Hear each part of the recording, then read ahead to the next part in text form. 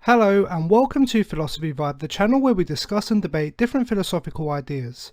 Today we're going to look into the works of Soren Kierkegaard and his idea on the 3 stages of life. Great! Now, Kierkegaard, often regarded as the father of existentialism, claimed that in order for one to develop into their true self, they must pass through the 3 stages of life. These stages were the aesthetic, the ethical, and finally, the religious.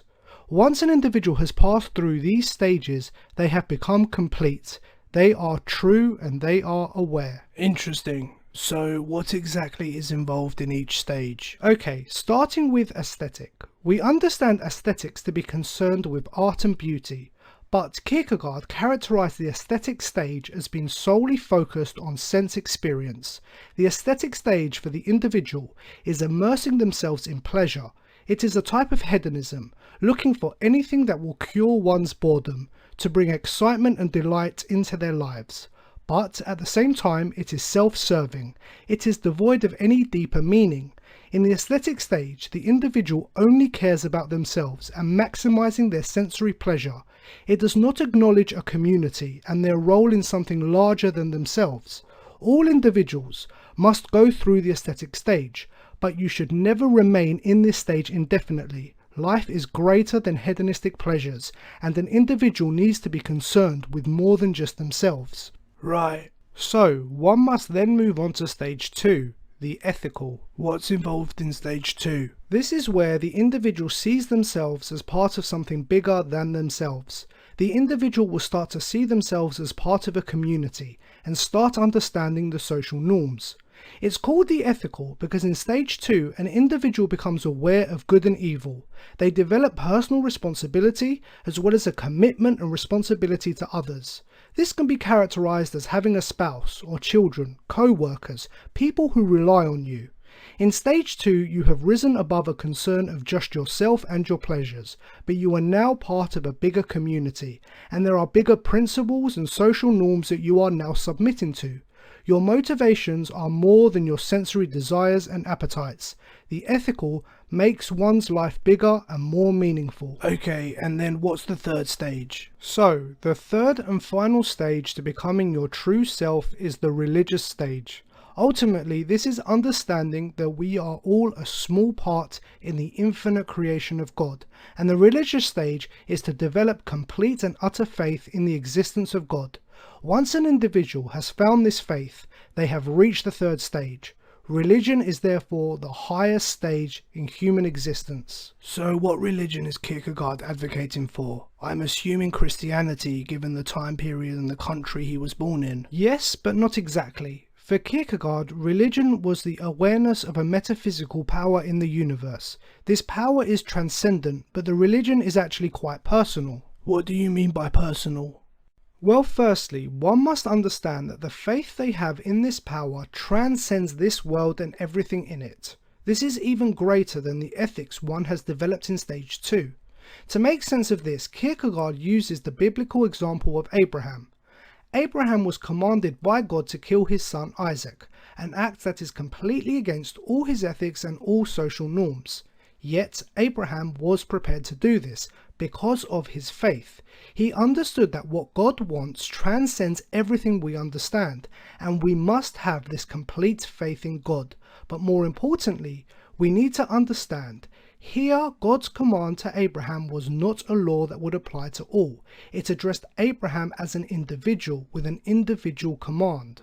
I see. So this religious faith needs to be on a personal basis. Kierkegaard claimed that the Christian faith is not just regurgitating church dogma.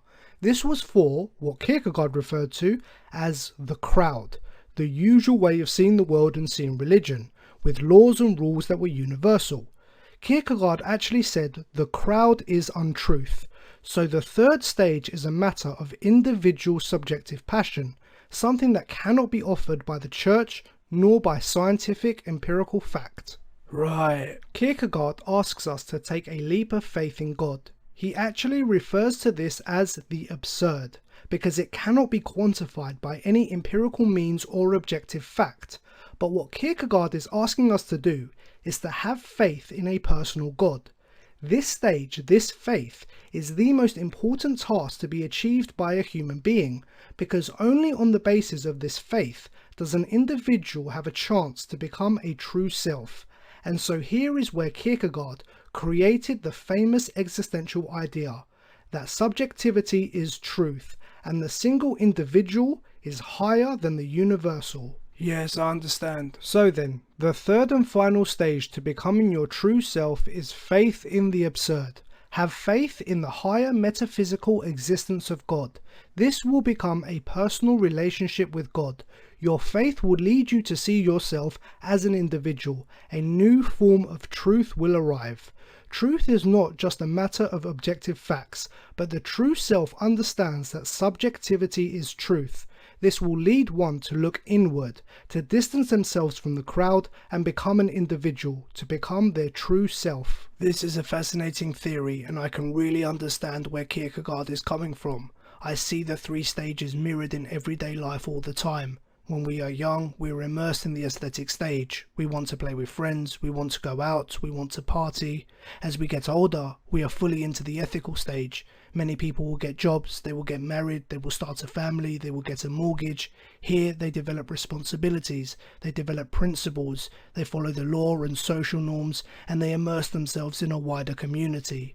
Yes. And then, as we get really old, we start to really think about our mortality. We will take death a lot more seriously and may look for comfort in religion or spirituality. Exactly. It is a very common path for people. But some issues I have. Firstly, it seems the three stages are not applicable for atheists, as you need to develop faith in a deity.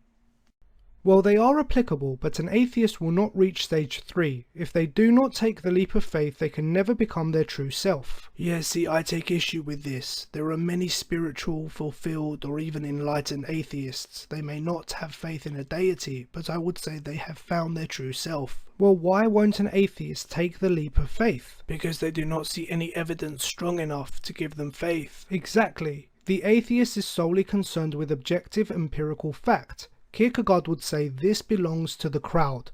What Kierkegaard is asking is to transcend this.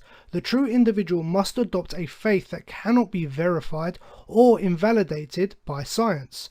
Objective knowledge plays no part. If it did, it wouldn't be faith. The reason it is the final stage is because it goes against our impulse of objectivity. It is faith in the absurd. So if the atheist is following the objective truths of the crowd, then they will never reach stage 3. Okay, here's another problem. Are the three stages universal? What do you mean? Does everyone need to pass through the three stages in order to become their true self? Is this universal for all people? Yes, I think Kierkegaard would say so. Okay, so in a way, this becomes objective. It is the objective universal formula that everyone must follow to become their true self.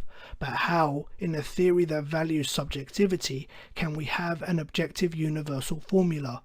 If subjectivity is truth, Kierkegaard relies on 3 objective stages to reach this. For me, this seems like a contradiction. If subjectivity is truth, there shouldn't be any specific stages to become your true self. Every individual is different. Every person is on a different path with a different mind in a different world, and so each individual's journey to becoming their true self would be different. If we are really to value subjectivity as truth, we cannot quantify the path to truth. It would be impossible, as it would be different for each person. So either subjectivity is truth or the 3 stages are the universal formula, but not both. Interesting point. Well, that's all the time we have for now. Thank you for watching. We hope you enjoyed the vibe. And what are your thoughts? Do you think Kierkegaard's 3 stages to becoming your true self is a good way to look at life? Let us know in the comments below. If you like what we do, please like and share this video and consider subscribing to our channel. Thanks again, and we look forward to seeing you all soon. Bye bye.